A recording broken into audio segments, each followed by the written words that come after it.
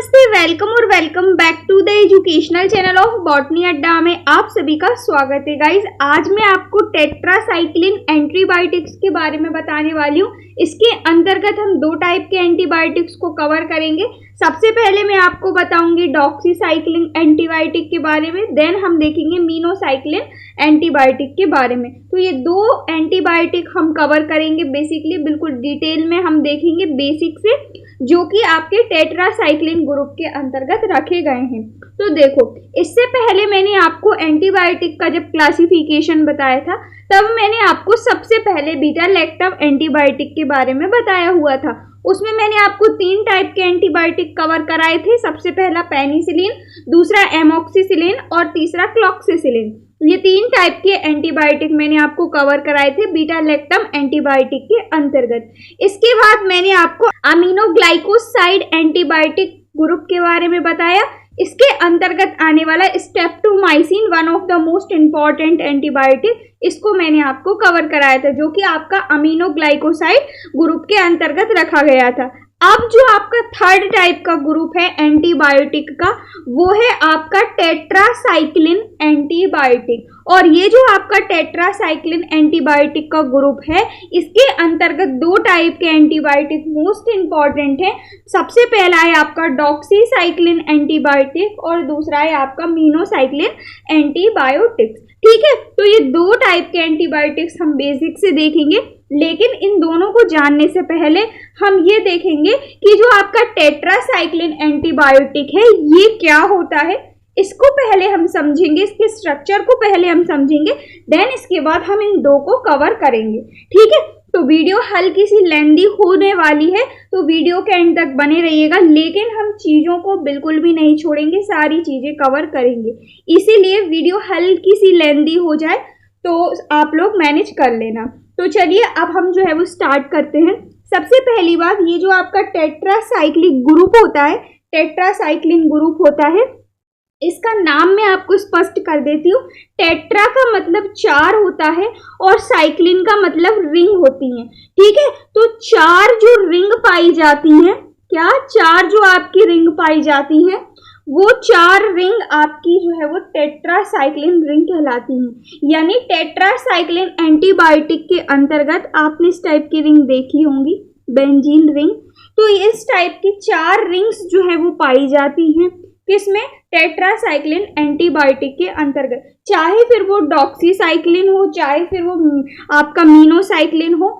कहने का मतलब है कि जो आपका टेट्रासाइक्लिन एंटीबायोटिक के अंतर्गत जितने भी टाइप के एंटीबायोटिक होंगे, उन सभी में चार आपकी रिंग पाई जाएंगी। इसीलिए इनका नाम क्या है, टेट्रासाइक्लिन। आगे स्पष्ट करूंगी मैं आपको किस किस टाइप की रिंग पाई जाती हैं और क्या होती हैं। तो जैसा कि आप सबसे पहले देखिए टेट्रासाइक्लिन ग्रुप के बारे में, और यहाँ पर आप इसका स्ट्रक्चर देखिए। ये है आपकी पहली, दूसरी, तीसरी और चौथी, इस टाइप से चार रिंग आपकी जो है वो प्रेजेंट होती है काय के हाइड्रोकार्बन्स की।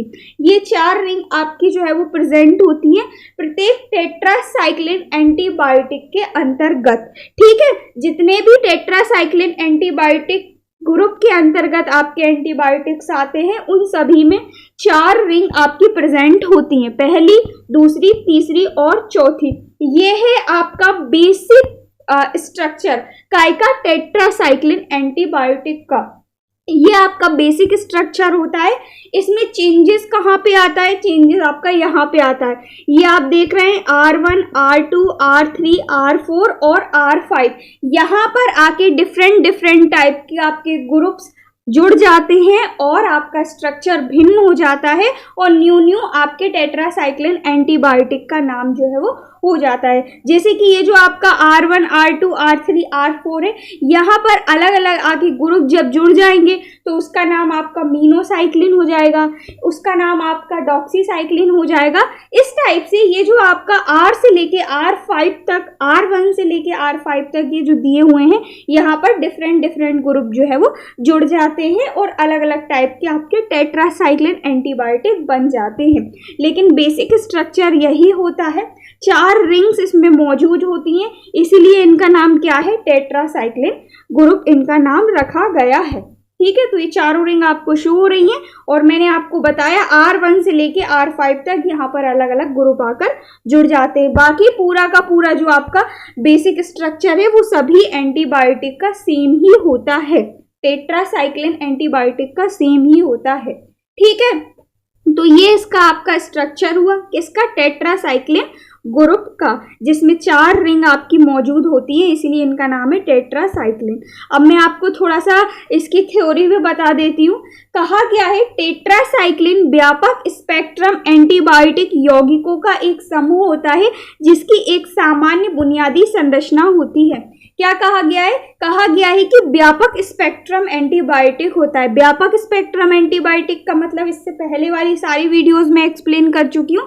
व्यापक स्पेक्ट्रम एंटीबायोटिक का मतलब होता है ऐसे एंटीबायोटिक जो सभी तरह के जीवाणु यानी बैक्टीरिया के प्रति अलर्ट रहते हैं, चाहे फिर वो ग्राम पॉजिटिव बैक्टीरिया हो चाहे फिर वो ग्राम नेगेटिव बैक्टीरिया हो। Gram positive gram negative bacteria क्या होते हैं, ये आपके जो बैक्टीरिया जो जीवाणु है उनके प्रकार होते हैं। ठीक है, तो ये जो आपके टेट्रासाइक्लिक एंटीबायोटिक है, एंटीबायोटिक्स हैं, ये ग्राम पॉजिटिव ग्राम नेगेटिव सभी प्रकार के एंटीबायोटिक सभी प्रकार के जीवाणुओं के प्रति अलर्ट रहते हैं, एक्टिव रहते हैं। ठीक है, और इनकी सामान्य बुनियादी संरचना होती है जो कि मैंने आपको बता दी। ये इसका बेसिक स्ट्रक्चर होता है जो कि मैंने आपको बता दिया और यही इसके जो है वो पॉइंट नंबर 1 में लिखा हुआ है। ठीक है, इसके बाद सेकंड पॉइंट के अंतर्गत कहा गया है टेट्रासाइक्लिन का नाम उसमें उपस्थित 4 आपके टेट्रा हाइड्रोकार्बन रिंग की वजह से होता है। ठीक है, ये जो 4 हाइड्रोकार्बन की रिंग्स से जब इनकी आपकी व्युत्पत्ति होती है तब आपका जो है वो टेट्रासाइक्लिन ग्रुप का जो है वो निर्माण होता है। और एक बात और याद रखिएगा, जितने भी आपके टेट्रासाइक्लिक एंटीबायोटिक्स होते हैं उनके नाम के एंड में इन जरूर लगता है। जैसे आपका डॉक्सीसाइक्लिन, जैसे आपका मीनोसाइक्लिन, इसी प्रकार से जितने भी आपके टेट्रासाइक्लिन होंगे उनके लास्ट में इन जरूर लगता है, जैसा कि यहाँ पर आपका लिखा हुआ है। तो क्लियर हुआ आप लोगों को, जो आपके टेट्रासाइक्लिन होते हैं उसमें 4 आपके हाइड्रोकार्बन्स की रिंग मौजूद होती है, इनसे आपकी टेट्रासाइक्लिन एंटीबायोटिक की व्युत्पत्ति होती है। और मैंने आपको कहा इन लास्ट में आपको नाम के लास्ट में लगा होता है काय में टेट्रासाइक्लिन ग्रुप के अंतर्गत आने वाले सभी एंटीबायोटिक के नाम के एंड में। ठीक है, तो ये इसके सेकंड पॉइंट में कहा गया है। इसके बाद इसका थर्ड पॉइंट के अंतर्गत कहा गया है सभी टेट्रासाइक्लिन एंटीबायोटिक की संरचना समान होती है, लेकिन केवल इनमें विभिन्नता किससे आती है, विभिन्नता R1 से लेके R5 जब यहाँ पर आपके अलग अलग समूह जुड़ जाते हैं तो वहां से जो है वो विभिन्नता आ जाती है इनके नामों में। जैसे कि मैंने आपसे कहा था अलग अलग ग्रुप आकर जुड़ जाएंगे R1 R2 R3 R4 R5 की जगह पर और उनका नाम जो है वो चेंज हो जाएगा, बाकी आपकी संरचना बाकी आपका स्ट्रक्चर सेम ही रहेगा। तो इन R1 R2 R3 R4 R5 की जगह पर क्लोराइड आकर जुड़ जाएगा तो इसका नाम चेंज हो जाएगा, मिथाइल आकर जुड़ जाएगा तो इनका नाम चेंज हो जाएगा, हाइड्रोक्सिल समूह आकर जुड़ जाएंगे अलग अलग प्रकार के तो आपका जो है वो इनका नाम चेंज हो जाएगा, या फिर ये तीनों आकर जुड़ जाएंगे तो भी नाम चेंज हो जाएगा। तो कहा गया है सभी टेट्रासाइक्लिन की संरचना समान ही होती है, जो बेसिक संरचना होती है वो सभी की सामान्य होती है। अंतर यानी कि डिफरेंट कब आता है, डिफरेंसेस आपके जो है वो अलग अलग ग्रुप्स जब आकर जुड़ जाते हैं, जैसे क्लोराइड मिथाइल हाइड्रोक्सिल ग्रुप, ये सभी जब आके अलग अलग जुड़ जाते हैं तो इनकी उपस्थिति के कारण यह जो ग्रुप्स होते हैं, यह जो आपके एंटीबायोटिक्स होते हैं, ये एक दूसरे से भिन्न हो जाते हैं। ठीक है, तो जैसा कि मैंने आपसे कहा था ये जो आपके टेट्रासाइक्लिन ग्रुप है इसका जो स्ट्रक्चर है ये बेसिक स्ट्रक्चर है। जितने भी एंटीबायोटिक इस ग्रुप के अंतर्गत आते हैं उनका बेसिक स्ट्रक्चर सेम ही होता है, सभी का बेसिक स्ट्रक्चर यही रहेगा। अंतर कब आएगा, अंतर जब आएगा जब यहाँ पर यहाँ पर यहाँ पर और यहाँ पर और यहाँ पर, यानी R1 से लेकर R5 तक जब यहाँ पर क्लोराइड आकर जुड़ जाए या मिथाइल आकर जुड़ जाए या आपके हाइड्रोकार्बन्स आकर जुड़ जाए या आपके कोई भी अलग अलग मॉलिक्यूल्स आकर जुड़ जाए तो तब आपका जो है वो इन ग्रुप के नाम में जो है वो अंतर आ जाएगा, ग्रुप के अंतर्गत आने वाले एंटीबायोटिक के नाम में अंतर आ जाएगा। ठीक है, तो यही इसके जो है वो थर्ड पॉइंट के अंतर्गत कहा गया है। सभी टेट्रासाइक्लिन की जो बेसिक संरचना है वो सामान्य होती है, केवल वे क्लोराइड मिथाइल हाइड्रोक्सिल समूह की उपस्थिति के कारण एक दूसरे से भिन्न होते हैं, जैसा कि मैंने आपको एक्सप्लेन किया। इसके बाद थर्ड पॉइंट में कहा गया है टेट्रासाइक्लस को या तो स्ट्रेप्टोमाइसिन बैक्टीरिया की कई प्रजातियों के द्वारा अलग किया जाता है या फिर इन्हें सेमी सिंथेटिक विधि के द्वारा उत्पादित किया जाता है। कहा गया है जो आपके टेट्रासाइक्लिन एंटीबायोटिक्स होते हैं इनको या तो हम स्ट्रेप्टोमाइसिस बैक्टीरिया की अलग अलग प्रजातियों के द्वारा प्राप्त कर सकते हैं या फिर इनको हम जो सेमी सिंथेटिक विधि होती है, सेमी सिंथेटिक विधि में आपको एक्सप्लेन कर चुकी हूँ, या फिर हम इनको जो है वो सेमी सिंथेटिक विधि के थ्रू जो है वो उत्पादित करते हैं। और सेमी सिंथेटिक विधि क्या होती है? सेमी सिंथेटिक विधि वो विधि होती है जिसमें हम कुछ नेचुरल प्रोडक्ट लेते हैं, कुछ हम केमिकल प्रोडक्ट लेते हैं। इन दोनों प्रोडक्ट को मिलाकर जब हम कोई एंटीबायोटिक बनाते हैं तो वो एंटीबायोटिक कहलाता है आपके सेमी सिंथेटिक एंटीबायोटिक। ठीक है, यानी उस एंटीबायोटिक को हमने सेमी सिंथेटिक विधि के थ्रू बनाया हुआ है। तो यही कहा गया है जो आपके टेट्रासाइक्लिन एंटीबायोटिक होते हैं इनको या तो हम स्ट्रेप्टोमाइसिन बैक्टीरिया की अलग अलग प्रजातियों के द्वारा प्राप्त करते हैं या फिर इनको हम सेमी सिंथेटिक विधि के थ्रू निर्माण करते हैं या उत्पादित करते हैं। इसके बाद नेक्स्ट पॉइंट के अंतर्गत कहा गया है टेट्रासाइक्लिन उपलब्ध एंटीबायोटिक दवाओं का सबसे सस्ता समूह होता है। इसका उपयोग मानव एवं पशुओं के संक्रमण के उपचार के लिए बड़े पैमाने पर किया जाता है। ये भी पॉइंट याद रखिएगा, इंपॉर्टेंट है। जितने भी आपके एंटीबायोटिक्स के समूह होते हैं जैसे कि बीटा लैक्टम एंटीबायोटिक हुआ, आपका एमिनोग्लाइकोसाइड हुआ, इसके अलावा आगे और भी मैं आपको पढ़ाऊंगी, तो जितने भी आपके एंटीबायोटिक के ग्रुप्स होते हैं उन सभी ग्रुप्स में जो आपका टेट्रासाइक्लिन ग्रुप है ये आपका सबसे सस्ता ग्रुप होता है। ठीक है, सबसे सस्ता यानी कि इसके अंतर्गत आने वाली जितनी भी एंटीबायोटिक्स दवाइयाँ हैं, चाहे फिर वो आपकी मीनोसाइक्लिन हो, चाहे फिर वो आपकी डॉक्सीसाइक्लिन हो, ये सभी के सभी जो एंटीबायोटिक दवाइयाँ हैं वो सस्ती आती हैं, कहने का मतलब ये है। ठीक है, तो टेट्रासाइक्लिन एंटीबायोटिक ग्रुप के अंतर्गत जितनी भी दवाइयाँ आती हैं वो सस्ती आती हैं, या फिर हम कह सकते हैं कि ये जो एंटीबायोटिक दवाइयों का समूह होता है ये सस्ता होता है और इसके अंतर्गत आने वाली दवाइयों का यूज़ हम अपने लिए यानी मानवों के लिए और पशु एनिमल्स जो होते हैं इन सभी को जब संक्रमण हो जाता है, जीवाणुओं से रिलेटेड बीमारियां हो जाती है, तो उनके उपचार के लिए हम इन दवाइयों का यूज़ करते हैं। और इन दवाइयों का यूज़ चूंकि ये सस्ती होती हैं तो इनका यूज़ बड़े पैमाने पर किया जाता है।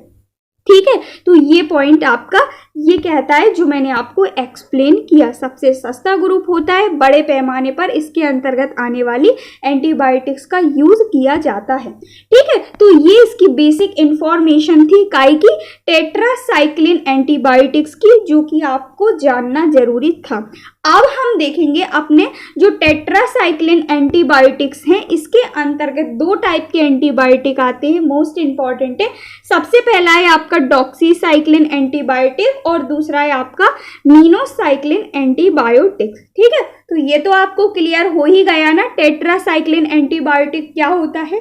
टेट्रासाइक्लिन एंटीबायोटिक्स एक ऐसा समूह होता है जिसमें आपकी 4 जो है वो रिंग मौजूद होती है, काई के रिंग, हाइड्रोकार्बन्स की 4 रिंग मौजूद होती है और इसके अंतर्गत आने वाले जितने भी एंटीबायोटिक होते हैं इनके नाम के एंड में इन जरूर लगा होता है। ठीक है, और इनकी बेसिक संरचना सभी की सामान्य होती है, लेकिन इनमें जब अलग अलग आकर ग्रुप जुड़ जाते हैं तो इनकी जो है वो संरचना एक दूसरे से भिन्न हो जाती है और नाम भी एक दूसरे से भिन्न हो जाते हैं। ठीक है, बाकी जो भी इंपॉर्टेंट इंफॉर्मेशन थी वो सब मैंने आपको बता दी। अब हम देख लेते हैं इसका क्लासिफिकेशन। इसका क्लासिफिकेशन भी इंपॉर्टेंट है, छोटू सा है बिल्कुल। जो आपके टेट्रासाइक्लिन्स होते हैं इनका क्लासिफिकेशन, यानी जो टेट्रासाइक्लिन्स हैं इसके अंतर्गत काफ़ी टाइप की दवाइयाँ रखी गई हैं। तो इसके क्लासिफिकेशन में मैं आपको बता देती हूँ कि कौन कौन सी दवाइयाँ किसके अंतर्गत आती हैं। तो ये जो आपका टेट्रासाइक्लिन्स एंटीबायोटिक्स हैं इनके क्लासिफिकेशन यानी टेट्रासाइक्लिन का वर्गीकरण, इसके अंतर्गत इनका जो वर्गीकरण है वो 3 टाइप से किया गया है। सबसे पहला नेचुरल टेट्रासाइक्लिन, दूसरा है सेमी सिंथेटिक टेट्रासाइक्लिन और तीसरा है आपका विशिष्ट या स्पेशल टेट्रासाइक्लिन। तो जो आपके नेचुरल टेट्रासाइक्लिन है, सबसे पहली बात, नेचुरल टेट्रासाइक्लिन के अंतर्गत जितनी भी आपके एंटीबायोटिक्स आते हैं, चाहे फिर वो टेट्रासाइक्लिन हो या क्लोस्ट्रेट्रासाइक्लिन हो या डेमोक्लोसाइक्लिन हो या ऑक्सीटेट्रासाइक्लिन हो, इन सभी को हम नेचुरल मेथड के थ्रू बनाते हैं। ठीक है, नेचुरल मेथड के थ्रू का मतलब क्या है? नेचुरल मेथड का मतलब है कि जो हमें नेचर से प्रोडक्ट प्राप्त होते हैं, जो हमें पेड़ पौधों से प्रोडक्ट प्राप्त होते हैं, जीव जंतुओं से जो हमें प्रोडक्ट प्राप्त होते हैं, इनके थ्रू हम नेचुरल टेट्रासाइक्लिन्स को बनाते हैं। ठीक है, तो नेचुरल टेट्रासाइक्लिन्स के अंतर्गत कौन कौन से आपके साइक्लिन्स आते हैं? सबसे पहला है आपका टेट्रासाइक्लिन, दूसरा है आपका डेमोक्लोसाइक्लिन, तीसरा है आपका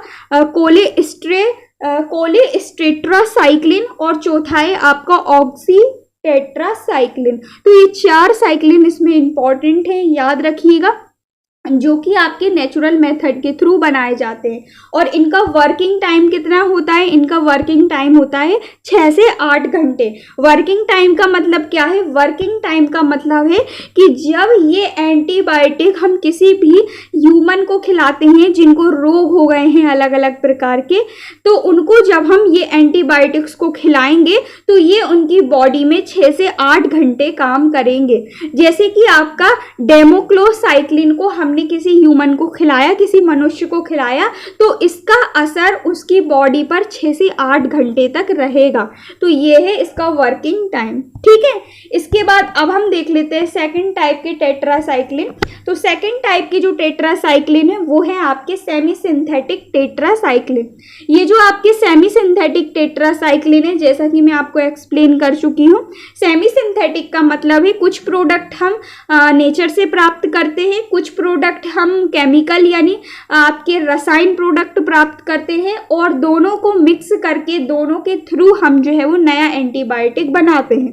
ठीक है, तो उसको कहते हैं हम सेमी सिंथेटिक एंटीबायोटिक। तो ये जो आपके सेमी सिंथेटिक टेट्रासाइक्लिन एंटीबायोटिक है, इसके अंतर्गत आते हैं आपके डॉक्सीसाइक्लिन, मीनोसाइक्लिन, जैसा कि मैं आपको आगे एक्सप्लेन करूंगी। दोनों के दोनों काय में आते हैं, सेमी सिंथेटिक टेट्रासाइक्लिन के अंतर्गत आते हैं। जैसे कि हुआ आपका मेथासाइक्लिन और जैसे कि हुआ आपका सेनासाइक्लिन। तो ये जो आपके सेंसासाइक्लिन हुए, सेनसाइक्लिन हुए या मेथासाइक्लिन हुए या डॉक्सीसाइक्लिन हुए या मीनोसाइक्लिन हुए, ये सभी के सभी आपके सेमी सिंथेटिक टेट्रासाइक्लिन होते हैं। और यदि हम इनका वर्किंग टाइम देखें तो इनका वर्किंग टाइम ह्यूमन बॉडी के अंदर 12 घंटे होता है। ठीक है, 12 घंटे तक ये अपना असर दिखाते हैं ह्यूमन बॉडी के अंदर। इसके बाद धीरे धीरे इनका असर जो है वो खत्म होने लगता है। देन इसके बाद नेक्स्ट थर्ड टाइप के आपके जो टेट्रासाइक्लिन है वो है आपके स्पेशल या विशिष्ट टाइप के टेट्रासाइक्लिन। इनको विशिष्ट टाइप के टेट्रासाइक्लिन क्यों कहते हैं? क्योंकि इनका वर्किंग टाइम भी अलग अलग होता है और इनको अलग अलग विधियों के थ्रू बनाया भी जाता है। इसीलिए ये किसी भी कैटेगरी से मैच नहीं होते हैं, इसलिए इनको अलग से कैटेगरी बना दी और उसका नाम रख दिया विशिष्ट या स्पेशल टेट्रासाइक्लिन। जैसा कि आप इनका वर्किंग टाइम देख रहे हैं, किसी का 8 घंटे होता है, किसी का 6 घंटे होता है, किसी का 12 घंटे होता है, किसी का 16 घंटे होता है, किसी का 18 घंटे होता है। तो इसीलिए इनको हमने अलग सी कैटेगरी बना दी विशिष्ट टाइप के टेट्रासाइक्लिन और उनमें हमने इनको रख दिया। फॉर एग्जाम्पल आपका एपिसाइक्लिन हुआ, क्लोमाइक्लिन हुआ या फिर आपका टेट्रासाइक्लिन लैक्टेस हुआ। ये जो आपके लैक्टेट, ये जो आपके स्पेशल टाइप के टेट्रासाइक्लिन है, इनको अलग से हमने कैटेगरी बना के रखा है। क्यों? क्योंकि ये किसी भी कैटेगरी से सबसे पहली बात मैच नहीं हो रहे हैं, ना ही ये जो है वो किसी एक मेथड के थ्रू बन रहे हैं, ना ही इनका वर्किंग टाइम एक है यानी सेम है। इनका वर्किंग टाइम अलग अलग है, इनकी बनाने की मेथड अलग अलग है और ये सभी से भिन्न है, इसीलिए इनको हमने अलग से कैटेगरी बना के रख दिया है। तो ये 3 टाइप के टेट्रासाइक्लिन जिनका क्लासिफिकेशन इंपॉर्टेंट था, इसीलिए मैंने आपको बताया, बहुत इजी सा है, देख लीजिएगा। नेचुरल, सेमी सिंथेटिक और स्पेशल यानी विशिष्ट टाइप के टेट्रासाइक्लिन, तीनों आपको क्लियर हुए। चलते हैं अब हम सबसे पहला जो आपका डॉक्सीसाइक्लिन है, जो कि आपका एक टाइप का टेट्रासाइक्लिन है, इसको मैं आपको कवर कराती हूँ। तो सबसे पहले तो आप इसका स्ट्रक्चर ही देख लीजिए भाई लोग। इसका स्ट्रक्चर यानी इसकी संरचना, जैसा कि आपको इसकी 4 रिंग शो हो रही हैं, पहली, दूसरी, तीसरी और चौथी, ये आपकी 4 रिंग हैं, ठीक है। और ये जो आपकी चारों रिंग हैं, इन्हीं रिंग की उपस्थिति के कारण इनको टेट्रासाइक्लिन समूह के अंतर्गत जो है वो ऐड किया हुआ है। इंपॉर्टेंट है, पहले ही बोल रही हूँ मैं आपको, स्क्रीनशॉट ले लेना, बार बार बनाकर देख लेना, इंपॉर्टेंट है, एग्जाम्स में आता है, ठीक है। तो ये है आपकी कुछ संरचना, अच्छी संरचना है, टफ भी नहीं है, जो कि है आपकी डॉक्सीसाइक्लिन की, ठीक है। 4 रिंग आपको शो हो रही हैं। इसके अलावा जैसा कि मैंने आपसे कहा था, R1, R2, R3 पर अलग अलग ग्रुप आपको दिखेंगे, तो जैसा कि ये देखो आपको दिख रहे हैं, ठीक है। तो ये है आपकी संरचना काय की, डॉक्सीसाइक्लिन की। इसके बाद अब हम चलते हैं और भी इसकी डिटेल्स के अंतर्गत। कहा गया है आपका डॉक्सीसाइक्लिन एक व्यापक स्पेक्ट्रम टेट्रासाइक्लिन श्रेणी का एंटीबायोटिक होता है, जिसका उपयोग बैक्टीरिया एवं कई प्रकार के परजीवियों के कारण होने वाले संक्रमण के उपचार के लिए किया जाता है। देखिए, इसकी एक बात याद रखिएगा, बेसिकली जितने भी एंटीबायोटिक आपके होते हैं, इन सभी का यूज हम बैक्टीरिया के अगेंस्ट करते हैं कि नहीं करते, पहली ही वीडियो से मैं आपको बताती आ रही हूँ, करते हैं ना। तो जितने भी एंटीबायोटिक होते हैं, चाहे वो किसी भी प्रकार के एंटीबायोटिक क्यों ना, सभी का यूज हम बैक्टीरिया के अगेंस्ट करते हैं, जीवाणुओं के अगेंस्ट करते हैं। लेकिन ये जो आपका डॉक्सीसाइक्लिन एंटीबायोटिक है, इसका यूज हम बैक्टीरिया के अगेंस्ट तो करते ही करते हैं, इसके अलावा कुछ आपके परजीवी होते हैं, इनके अगेंस्ट भी करते हैं। बाकी व्यापक स्पेक्ट्रम का मतलब भी मैं आपको बता चुकी हूँ, बार बार आपका टाइम वेस्ट नहीं करूंगी, ठीक है। देन इसके बाद नेक्स्ट पॉइंट में कहा गया है, इसका उपयोग बैक्टीरियल निमोनिया, हेजा, टाइफाइड, सिफिलिस, कील मुहासे, क्लेमाइडिया संक्रमण, लाइम रोग, इन सभी के उपचार के लिए इसका यूज किया जाता है, ठीक है। इसके बाद थर्ड पॉइंट में कहा गया है, ये जो आपका डॉक्सीसाइक्लिन है, इसका यूज कुनेन के साथ मलेरिया को रोकने के लिए भी किया जाता है, यानी मलेरिया के अगेंस्ट भी हम इसका यूज करते हैं, किसके साथ, कुनेन के साथ मिलाकर, ठीक है। नेक्स्ट पॉइंट के अंतर्गत कहा गया है, डॉक्सीसाइक्लिन को मुंह के द्वारा या नसों में इंजेक्शन के थ्रू दिया जाता है, यानी इसकी जो गोली दवाइयाँ होती हैं वो हम मुंह के द्वारा खा लेते हैं, और इसके जो इंजेक्शन होते हैं उनको हम अपनी नसों के थ्रू लगवा लेते हैं, ठीक है। तो ये है आपका डॉक्सीसाइक्लिन के बारे में इंपॉर्टेंट इंफॉर्मेशन। इसके बाद आप देख लीजिए, आप इसका IUPAC नेम भी इंपॉर्टेंट है, जो इंपॉर्टेंट है वो बताऊंगी मैं आपको। इससे पहले जितने भी आपके एंटीबायोटिक्स मैंने आपको बताए, मैंने आपसे कहा कि IUPAC नेम मत करना, ठीक है, कहा कि नहीं कहा, क्योंकि इंपॉर्टेंट नहीं है। लेकिन ये जो आपका डॉक्सीसाइक्लिन है, इसका IUPAC नेम इंपॉर्टेंट है, इसका स्ट्रक्चर इंपॉर्टेंट है, तो इसका IUPAC नेम कर लेना आप लोग। IUPAC नेम ज्यादा बड़ा भी नहीं है, छोटू सा है, लेकिन आपको करना पड़ेगा, इंपॉर्टेंट है, ठीक है। इसके बाद अब हम देखते हैं इसके गुण, इसके कैरेक्टर। तो इसके कैरेक्टर के अंतर्गत कहा गया है, डॉक्सीसाइक्लिन पीले कलर का क्रिस्टलीय पाउडर के रूप में होता है, जो कि जल में बहुत कम घुलनशील होता है, यानी जल में ये नहीं घुलता है डॉक्सीसाइक्लिन। इसके बाद येलो कलर का होता है, क्रिस्टलीय पाउडर के रूप में होता है, येलो कलर की ही इसकी गोलियां मार्केट में अवेलेबल होती हैं, ठीक है। इसके बाद इसकी स्थिरता और इसके भंडारण हम देख लेते हैं, कैसे कैसे इसको स्थिर किया जाता है, कैसे कैसे इसको स्टोर किया जाता है।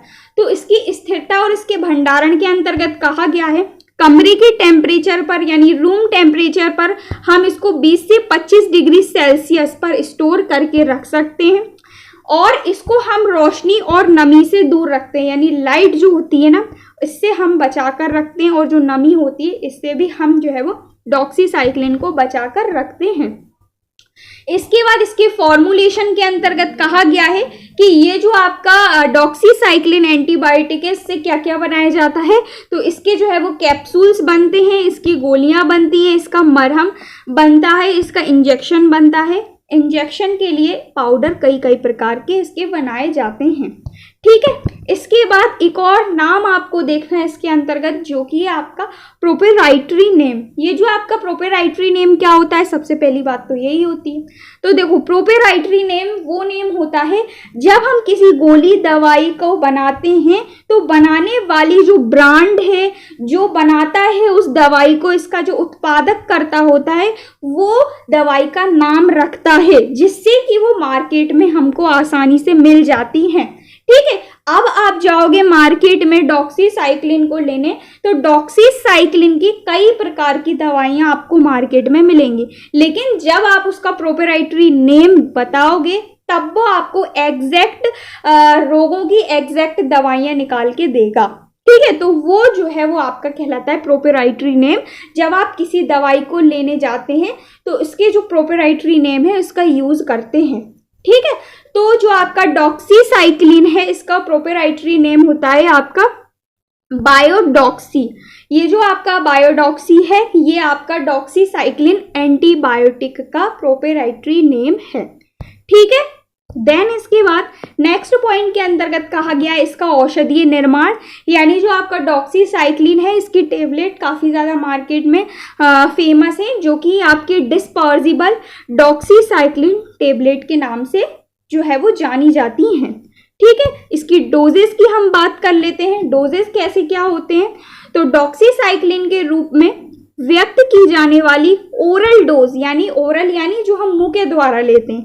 ठीक है, तो ओरल डोज पहले दिन हम 200 मिलीग्राम, इसके बाद प्रतिदिन 100 मिलीग्राम ली जाती हैं। जो नॉर्मल जो सामान्यतः इसकी डोज है वो हम पहले दिन 200 मिलीग्राम लेते हैं और इसके बाद प्रतिदिन हम जो है वो 100 मिलीग्राम लेते हैं। इसके अलावा अलग अलग दवाइयों की डोज अलग अलग बीमारियों पर भी डिपेंड करती है। ठीक है, इसके बाद नेक्स्ट पॉइंट के अंतर्गत कहा गया है आपका ब्रांड नेम।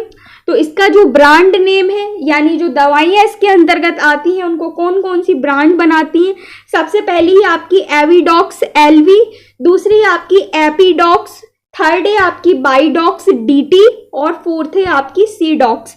ये सारी ब्रांड्स हैं जो कि आपकी जो है वो इस टाइप की डॉक्सीसाइक्लिन के अंतर्गत आने वाली जितनी भी एंटीबायोटिक्स है उनको बनाती हैं। कौन, ये सारी ब्रांड्स। ठीक है, तो ये हुआ आपका पहला एंटीबायोटिक कवर जो कि टेट्रासाइक्लिन के अंतर्गत आता है, जिसका नाम है डॉक्सीसाइक्लिन। सबसे पहले मैंने आपको स्ट्रक्चर बताया, अच्छे से आप बना कर देख लेना, इंपॉर्टेंट है। ठीक है, इसके बाद मैंने आपकी इसके अंतर्गत आने वाली जितनी भी बेसिक इंफॉर्मेशन थी वो सभी मैंने आपको बताई। इसका केमिकल या IUPAC नेम बताया, इंपॉर्टेंट है, कर लीजिएगा, बार बार आप इसको जो है वो लिख कर देखेंगे तो हो जाएगा। इसके बाद आपको इसके गुण, इसकी कैरेक्टर देखना है। इसके बाद आपको इसकी स्थिरता, इसका भंडारण देखना है। इसके बाद आपको इसका फॉर्मुलेशन देखना है, प्रोप्राइटरी नेम देखना है, औषधीय निर्माण देखना है, देन इसके डोज आपको कर लेना है, देन इसके ब्रांड्स नेम आपको देख लेनी है। ठीक है, तो ये हुआ आपका फर्स्ट टाइप का एंटीबायोटिक जो कि आपका डॉक्सीसाइक्लिन, जिसको टेट्रासाइक्लिन ग्रुप के अंतर्गत रखा गया है। ठीक है, इसके बाद अब हम देख लेते हैं सेकंड टाइप का एंटीबायोटिक। तो सेकंड टाइप का जो आपका टेट्रासाइक्लिन ग्रुप के अंतर्गत रखा गया है इसका नाम है मीनोसाइक्लिन। ये जो आपका मीनोसाइक्लिन टेट्रासाइक्लिक एंटीबायोटिक है, इसकी बेसिक इंफॉर्मेशन भी आप देख लीजिए, या फिर इससे पहले मैं आपको इसका स्ट्रक्चर बता देती हूँ। तो देखिए, ये है आपका मीनोसाइक्लिन एंटीबायोटिक का स्ट्रक्चर। इसमें भी आपको 4 रिंग दिख रही हैं, पहली, दूसरी, तीसरी और चौथी। ये है आपकी चारों की चारों रिंग। इनकी मौजूदगी के कारण इसको क्या कहते हैं इसको कहते हैं हम मीनोसाइक्लिन एंटीबायोटिक, और इन्हीं रिंग्स की मौजूदगी की वजह से इसको हमने टेट्रासाइक्लिन ग्रुप के अंतर्गत रखा हुआ है। ठीक है, अब हम चलते हैं इसकी बेसिक इंफॉर्मेशन की तरफ। तो इसकी बेसिक इंफॉर्मेशन में सबसे पहला पॉइंट है, यह एक टेट्रासाइक्लिक एंटीबायोटिक दवा है। जैसा कि मैंने आपको बताया, इसको टेट्रासाइक्लिक एंटीबायोटिक ग्रुप के अंतर्गत रखा गया है। देन इसके बाद कहा गया है इसका यूज निमोनिया, गांठिया रोग, मुहासे एवं कई प्रकार के जीवाणुओं के संक्रमण के उपचार के लिए किया जाता है। तो कुछ पॉइंट तो सभी एंटीबायोटिक के नॉर्मल ही है, या फिर हम कह सकते हैं सेम ही है, जैसे कि जीवाणुओं के अगेंस्ट दी जाती हैं, ठीक है, जैसे कि एंटीबायोटिक होती हैं। इस टाइप के जो आपको सेम सी लाइन दिखे ना, वो सभी में आप ऐड कर देना, ठीक है। तो ये जो आपके जितने भी एंटीबायोटिक होते हैं, जीवाणुओं के अगेंस्ट दिए जाते हैं, संक्रमण रोगों के उपचार के लिए दिए जाते हैं, इस टाइप की लाइनें आप देख लेना, जो भी आपको सेम सी लगे वो सभी में ऐड कर देना, ठीक है। तो कहा गया है मोनोसाइक्लिन एक टाइप का आपका टेट्रासाइक्लिन एंटीबायोटिक ग्रुप के अंतर्गत रखा गया है, जिसको इन सभी से रिलेटेड जीवाणुओं के संक्रमण से रिलेटेड बीमारियों के अगेंस्ट दिया जाता है। देन इसके बाद इसका केमिकल नेम, तो इसका जो केमिकल नेम है ये भी इंपॉर्टेंट है, लेकिन जो आपका डॉक्सीसाइक्लिन है उसका इंपॉर्टेंट आपका जो केमिकल नेम है वो ज़्यादा इंपॉर्टेंट है एज कंपेयर टू मीनोसाइक्लिन का, ठीक है। तो आप इसका करना चाहो तो कर लेना और छोड़ना चाहो तो आप छोड़ भी सकते हैं, ठीक है। तो इसका केमिकल नेम ये रहा, देख लीजिएगा आप। इसके बाद नेक्स्ट है इसके गुण, इसके कैरेक्टराइटिक्स। तो इसके कैरेक्टराइटिक्स के अंतर्गत कहा गया है यह एक पीला क्रिस्टलीय पाउडर होता है, हाइग्रोस्कोपिक प्रकृति का होता है और जल में कम घुलनशील होता है। तो लगभग आपकी जो प्रॉपर्टीज हैं कैरेक्टराइटिक्स हैं वो भी लगभग सेम से ही है दोनों के। अगेन मैं आपसे कहूँगी स्ट्रक्चर देख लेना, स्ट्रक्चर इंपॉर्टेंट है, ठीक है। केमिकल नेम या IUPAC नेम छोड़ सकते हो बट स्ट्रक्चर मत छोड़ना। इसके बाद इसके यूजेस, जैसा कि मैंने आपको बताया, इसके उपयोग कील मुहासों के लिए, निमोनिया के लिए, रूमेटाइड गांठिया के लिए या गांठियाबाद भी आप बोल सकते हैं, इन सभी से रिलेटेड बीमारियों के लिए, साथ ही साथ जीवाणुओं के संक्रमण से बचाव के लिए भी इसका यूज किया जाता है। इसके बाद नेक्स्ट पॉइंट है स्थिरता और भंडारण। जैसा कि आपका डॉक्सीसाइक्लिन में आप लोगों ने देखा रूम टेम्परेचर पर 20 से 25 डिग्री सेल्सियस पर स्टोर किया जाता है, नमी और प्रकाश से दूर रखा जाता है, सेम ही है। इसके बाद इसका फॉर्मुलेशन किस किस रूप में किया जाता है, तो गोली के रूप में, टेबलेट के रूप में, कैप्सूल के रूप में, इंजेक्शन के रूप में इसका फॉर्मुलेशन किया जाता है। इसके डोज की यदि हम बात करें तो डोज देख लेना इंपॉर्टेंट है। आमतौर पर मीनोसाइक्लिन हाइड्रोक्लोराइड मौखिक रूप से दिया जाता है, यानी मुंह के द्वारा ओरल दिया जाता है। नॉर्मली आमतौर पर यदि हम देखें सामान्य डोज दिन में 2 बार 100 मिलीग्राम दिया जाता है, ठीक है। इसके बाद इसका औषधीय निर्माण आप देख सकते हैं, मीनोसाइक्लिन टेबलेट्स मार्केट में मिलती हैं। इसके बाद इसका प्रोपेराइटरी नेम साइनोमाइसिन और मायोसिन, ये है आपके इसका प्रोपेराइटरी नेम, जिसके थ्रू ये मार्केट में मिल जाती हैं, ठीक है। इसके बाद इसकी ब्रांड्स नेम आप देख सकते हैं, ब्रांड्स नेम जिसके थ्रू ये बनते हैं। CNN एक ब्रांड है जो कि आपकी मीनोसाइक्लिन एंटीबायोटिक्स को बनाती है। साइनोमाइसिन हुआ, डिवाइन हुआ, मीनोलॉक्स हुआ या फिर आपका मायोनॉक्स हुआ, MINOX, ठीक है। ये है आपका मियोनेक्स या मायोनेक्स, जो भी आप पढ़ो सब सही है, ठीक है। तो ये है आपका मीनोसाइक्लिन एंटीबायोटिक से रिलेटेड सभी इंफॉर्मेशन जो कि मैंने आपको बताई। मीनोसाइक्लिन एंटीबायोटिक को सबसे पहली बार टेट्रासाइक्लिन एंटीबायोटिक के अंतर्गत रखा गया है।